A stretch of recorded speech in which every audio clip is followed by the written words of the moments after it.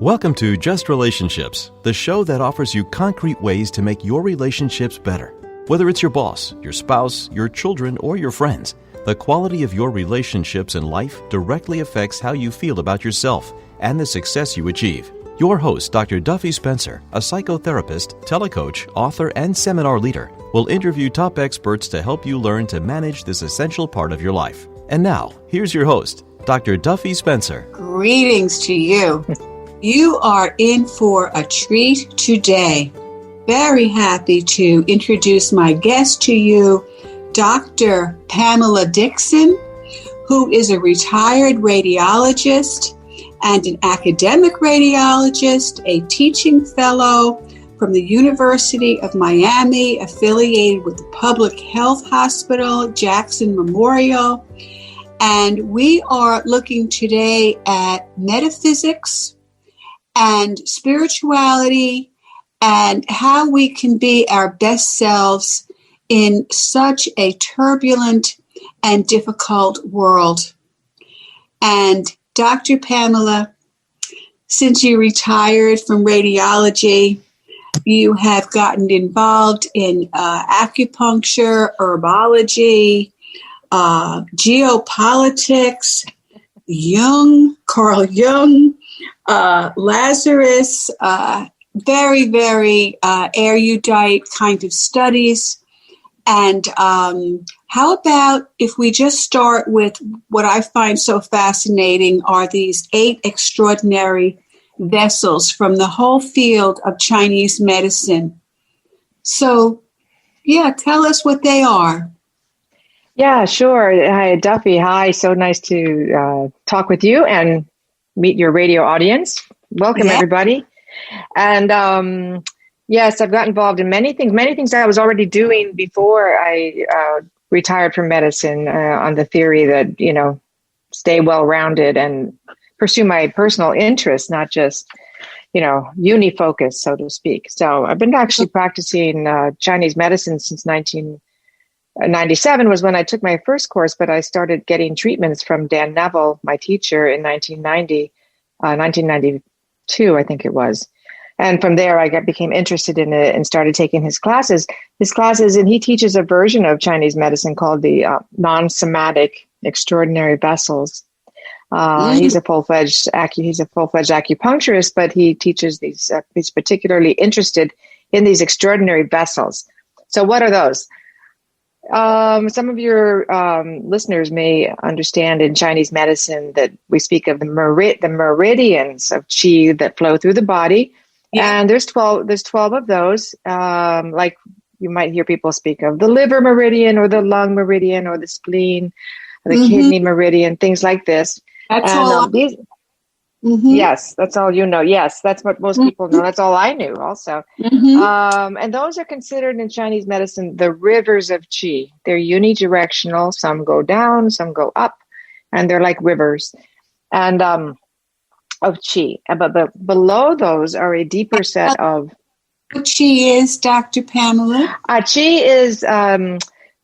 in Chinese medicine, is considered the movement of energy in the body, that, all of energy is animated by this qi, which is this energy moving through the body. And it can be flowing smoothly, or it can be depressed, or, low qi, they call it, through blockages, or it can be distorted where you're over qi-ing, so to speak, So Chinese medicine is looking at where the flow of qi is working and how to unblock certain things. So, for example, if you show up with a particular ailment, or let's say a pain in the shoulder, they're going to analyze this from a Chinese medicine perspective of what they call the root and the branch. The branch would be the symptom, and the root is the root cause of the branch symptom. So this is how they focus on treatment to open up the qi channels again and allow the flow of qi so things can heal, because the body is a self-healing mechanism, really, organism.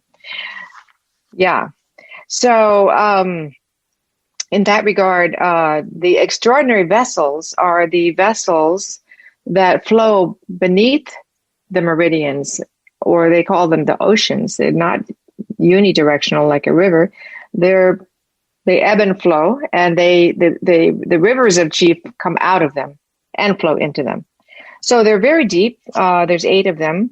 And to just give a very simple analogy of the first 4 I would want to explain would be, for example, in the terms of a person, I would like to talk about first what we call the Yang Way, and we also have a Yin Way. So the Yang Way is the world kind of coming at you. The way is considered a gate. That in Chinese medicine, Way means gate, W-E-I. So when you go out into the world, so this is your interaction with the world, and the world coming at you in all the different varieties activates your Yang Way or protection energy, or the web or the net that you have around you that allows the outside world to get in or not get in. Right? So it's a protective device. It's also is sort of the vessel that we use to create context and structure in our lives. Like my life has meaning because I live in this house. I work at that hospital. My son goes to this school. This is my meaning. And the structure, I get up early and I do my Tai Chi or whatever, and then I eat eggs, and then I go to work, and then I have lunch, and, structure. So this is all Yang Way. And then, of course, that's very important when we talk about what's happening with the coronavirus, because, this has thrown our Yang Way into turmoil, right? Our structure is upside down. Context making is upside down. People have lost jobs, lost family members. Thanksgiving, another big context maker, is upside down. We can't get together with our family. So the Yang Way in particular during this crisis that we're in is very, very charged up, shut down, dysfunctional in many ways, So that's what we are treating a lot with our with my friends and family in particular, and myself. When this whole thing started, I started treating my Yang Way, which we can do at home with little magnets on specific points, but that's another story. So that's the Yang Way. Then moving on to the next vessel, moving from the outside in. So the Yang Way is called the outside of the outside as a metaphor. The next vessel would be called the Dai, D-A-I, and that would be what we consider the inside of the outside. So we're still on not really superficial is a bad word, but just more how we interact with the world. So the Dai is how we are expressing ourselves into the world. So, laughter, loud voice, quiet voice, aggressive, passive, art, writing, creativity. How are we expressing our inner being into the world? So it's still a world, an inside-outside interaction. If you see what I'm saying. Yes. How we're outside out. Right? Yes. Mm-hmm. Yeah. And this is a very important vessel because it also is like it's kind of a very cyclical vessel in the sense that it can create holding patterns with how we express ourselves. And when we see that our Dai expression is, for example, let's say you're the kind of person that, grew up where you were not allowed to express yourself, and you became very, maybe passive. Your Dai might be, repressed or inhibited, and this could build up inside as pressure in the body. It could even cause like high blood pressure, or some of the organs might get impacted. But also on a feeling level, you could have this sense of, stuck inside yourself. You can't get out. So somebody like that, we would treat their Dai to help them try to express themselves more. And it would have somatic, or body manifestations. You could get humps in your shoulders, holding everything in, tension around the midline, things like this. So, we can see from the body manifestations and the emotional, that's why we call it non-somatic extraordinary vessels, because it plays out on the emotional, spiritual, level. I always thought of somatic as the body, and you're saying non-somatic. Right. So what we're saying, what Dan is trying to say, because a lot in Chinese medicine, especially if you go through acupuncture school, they're pretty much focused on the somatic, the somatic expressions of disease, or blocked qi or whatever. So what Dan is, and what the extraordinary vessels are addressing is not just the somatic, but also the non-somatic, which would be the, the mind, body, spirit, so to speak. So it's less tangible. The mind, yes, body, spirit. Mind, body, spirit. Like there's no separation really, right, between the mind, body, and spirit. It's all one. So rather than just focus on the body, what about the emotional life, the spiritual life, etc.? So is the Dai a form of energy as well? When you say the Dai is how we express ourselves into the world. Yes, it's like it's the qi. It's using the qi energy. Yeah. Mm-hmm. But it's working through that vessel pathway, which has a specific pathway in the body. You can trace it out on the body where the pathway is, and we treat along that pathway. But it impacts every cell in the body. All the extraordinary vessels impact every cell in the body. But just to try to keep it a little bit simple, because it can get quite complex.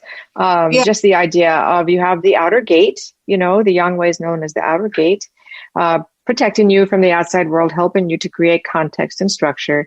The Dai, how you express yourself out into the world. Then the next layer would be what we call the outside of the inside. And this is getting more internal, how you're dealing with things. So if we think of the Yang Way as like a net that gets too tight or too loose or just right, letting things, because when things come at us, people, events, some things we want to let in, some things we want to block. Of course, it could be a point where you block too much. That would be a too constricted Yang Way. Or you let in too much. You could become overwhelmed by everything you're letting in, maybe some empathics, So anyway, but that would be the Yang Way, the outer gate, like a net. And then the Dai, how you meet the world, But what the next level, like I said, is the Yin Way, which is the outside of the inside. And this is where we have, so if we consider the Yang Way like protection and the Dai expression, then the Yin Way would be like, what's the word I'm looking for? Like assessment. Does this make sense or not? I let this thing into me. Now, do I keep it? Do I store it? Which would be down into the Chong. We'll talk about that next. Or do I discharge it using my Yin Way? So the Yin Way is evaluating in the sense that, let's say somebody said something mean to you and it got through your Yang Way. Perhaps it was, anybody close to us always gets past the Yang Way pretty quickly.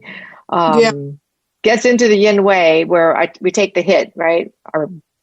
The Yin Way is a lot along that front burner, like the throat, the heart, the gut. You get that tightening, that hit, like what? I feel terrible now.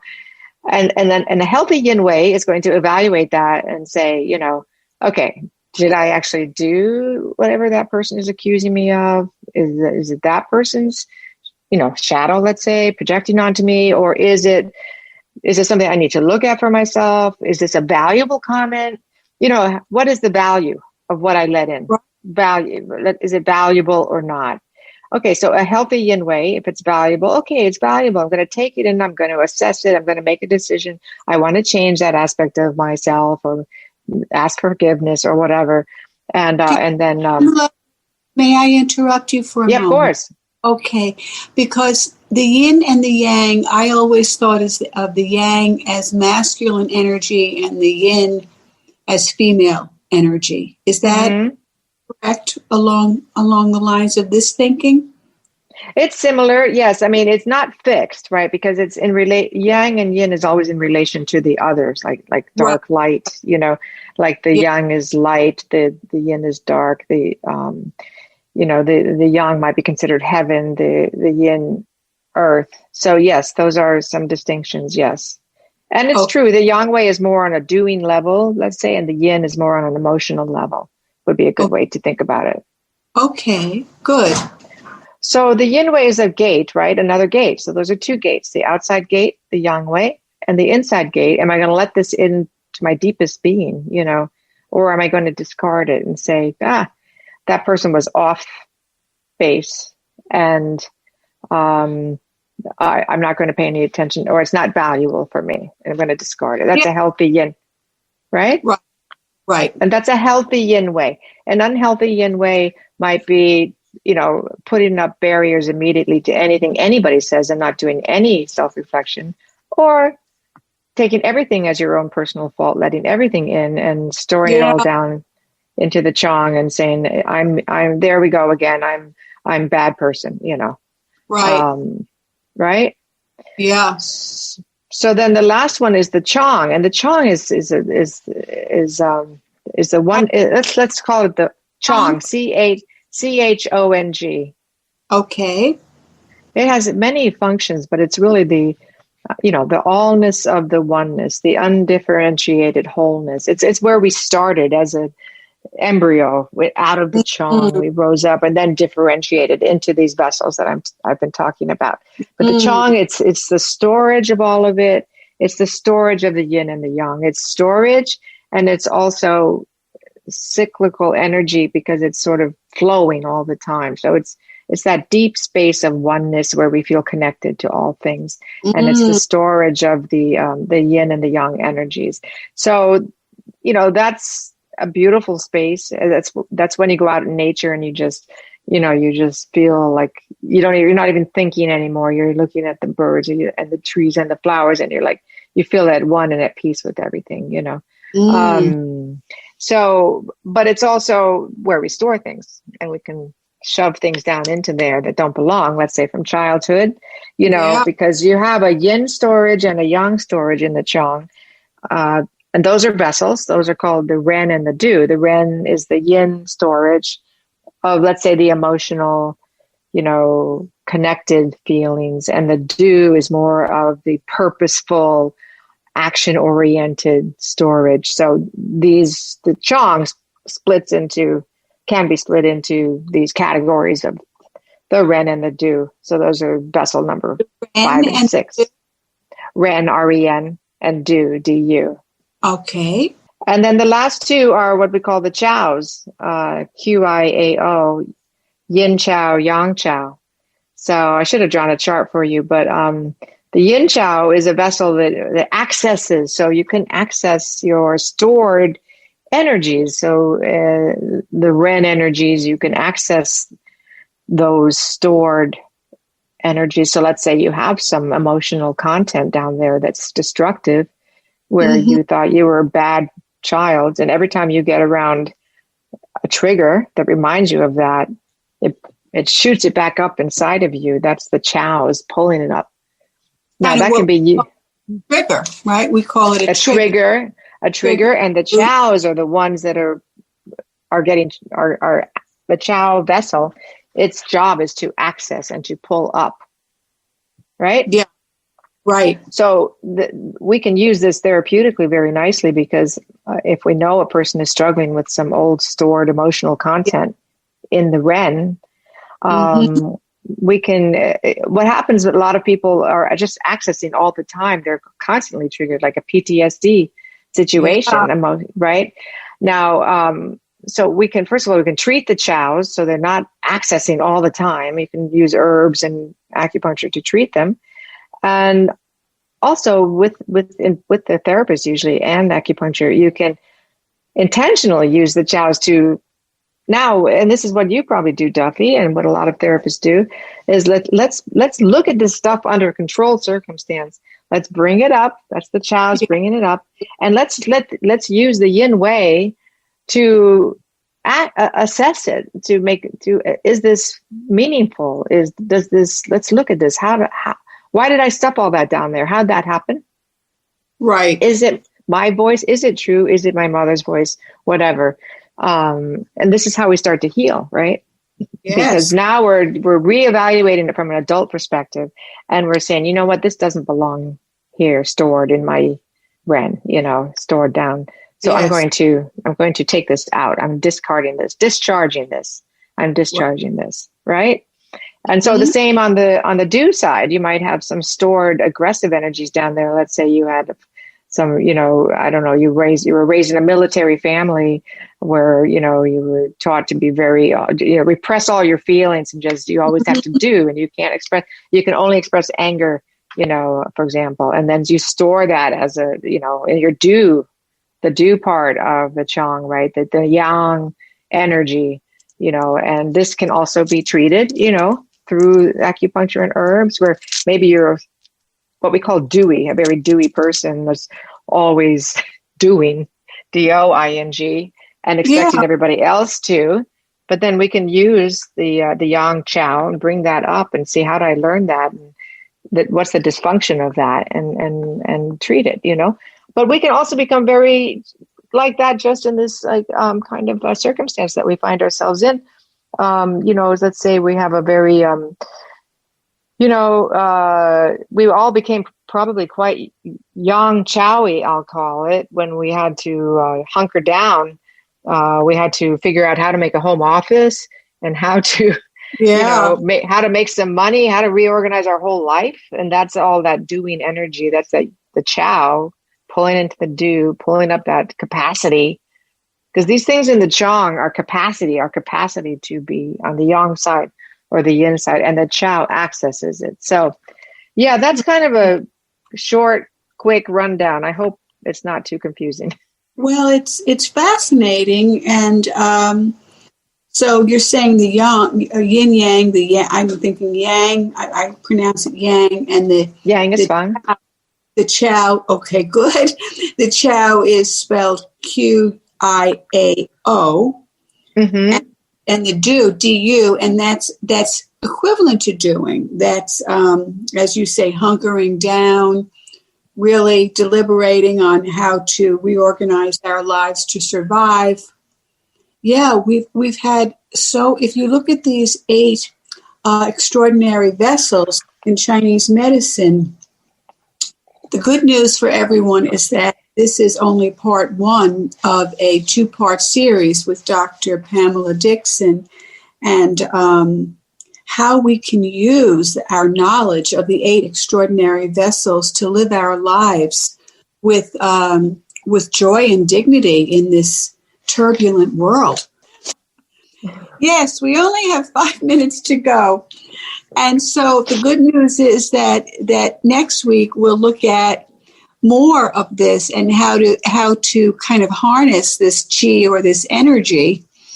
And so what, at this point, what can we do with this information? Well, I think, if you have the layout of this is an overall, structure for really how all things work, if you think about it. So one could pause during the day, Dan calls it returning. Pause throughout the day. Some people do it on the hour or, whenever they get a text message. Pause and take a few breaths and tap in, how am I doing? How am I feeling? Am I feeling bombarded by the outside world? You can breathe into that feeling of bombardment, the protection element. Am I overexpressing myself? Am I yelling at my kids because I'm so stressed out? Or am I, or underexpressing? I'm doing, and I'm not even pausing to think of how I'm feeling. Breathe into that, Am I overprocessing? Am I, trying to deal with too many emotional contents? Breathe into your yin, that part of it's usually in the stomach, heart, stomach area, Am I overdoing? Am I running around making lists and I can't sleep at night because I wake up with my list in my head? Breathe into that do Yin Chao energy, Yang Chao rather, energy. Do I not feel connected? From the Ren, the sense of connection. Do I feel disconnected because I don't see anybody, and I'm alone with my Zoom screen? Do things that help you feel connected. Go out in nature, especially, is a great way to feel connected. So those are some simple ways to think about it.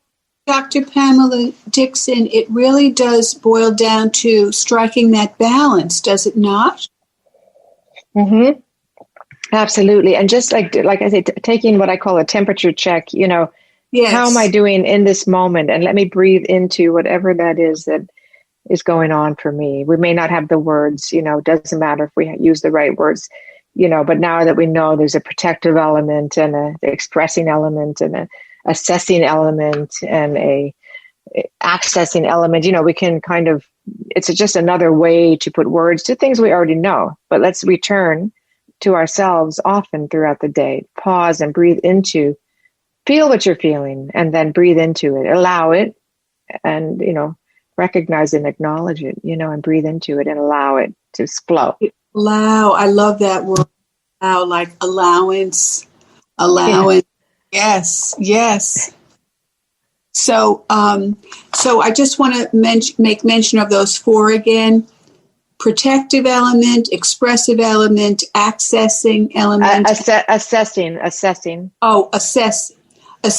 Okay, and then what is the 4th? Well, the 4th combines 2. What are we storing and what are we accessing? So basically that's it. Right. Okay, well, this is so fascinating, and it has to do with self-awareness and self-regulation and balancing and breathing. And so, everyone, I hope you found this absolutely fascinating, this whole field of Chinese medicine that I obviously know very little about, but that is ancient. And thank you, Dr. Pamela Dickson. And this is Dr. Duffy Spencer saying goodbye for now and wishing you great relationships. The following is made possible by Dad. Why was the basketball court all wet? Because the players kept dribbling all over it. The dad joke. Corny, groan-worthy, but also one of the simplest ways to share a moment with your kids. Why do you have to be careful when it's raining cats and dogs?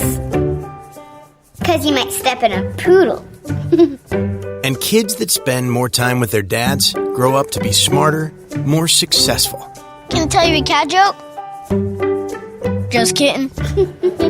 And, with any luck, funnier adults.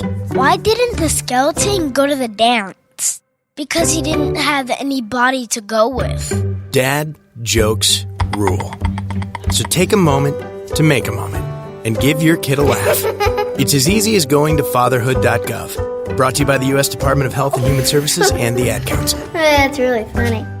No word in the English language is less convincing than probably. Are you sure we should get matching tattoos on our first date? Sure. We'll probably stay together. Probably? It's been 23 minutes since I ate. I can probably swim. You should wait 30 minutes. Okay, now tell me what to do. Cannonball! Cramp! Oh, I have a cramp. I can probably hit the green from here. Probably. Can I get a mulligan? Ready to go? Hey, are you sure you're okay to drive? Yeah, I'm pretty sober. Yeah, I'm probably okay. Probably okay isn't okay, especially when it comes to drinking and driving. If you're drinking, call a cab, a car, or a friend. Buzzed driving is drunk driving. A message brought to you by NHTSA and the Ad Council.